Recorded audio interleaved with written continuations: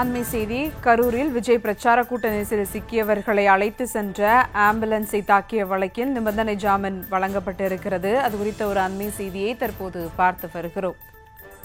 ஆம்புலன்ஸை தாக்கிய வழக்கில் 8 பேருக்கு நிபந்தனை முன்ஜாமீன் வழங்கி மதுரை அமர்வு உத்தரவானது பிறப்பித்திருக்கிறது.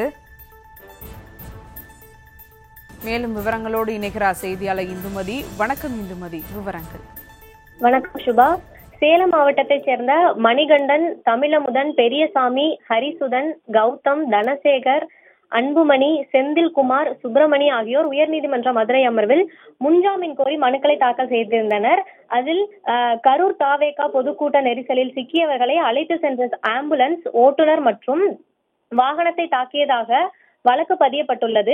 அதில் புகார் அளித்தவர்களின் வாக்குமூலத்தில் முரண்பாடுகள் உள்ளன எனவும் இது பொய்யாக பதியப்பட்ட வழக்கு எனவும் ஏற்கனவே மனுதாரர்கள் முன்ஜாமீன் கோரி கிழமை நீதிமன்றத்தில் தாக்கல் செய்த மனு தள்ளுபடி செய்யப்பட்டுள்ளது எனவும் நீதிமன்றம் விதிக்கும் நிபந்தனைகளுக்கு கட்டுப்படுகிறோம் எனவும் ஆகவே இந்த வழக்கில் தங்களுக்கு முன்ஜாமீன் வழங்கி உத்தரவிட வேண்டும் என கூறப்பட்டிருந்தது.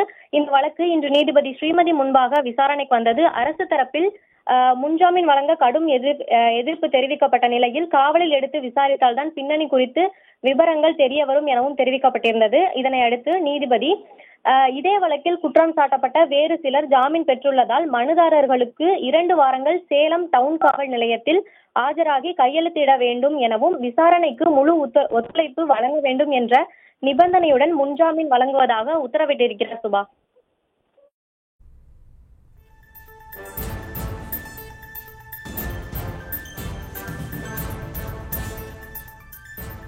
விவரங்களுக்கு நன்றி இந்துமதி.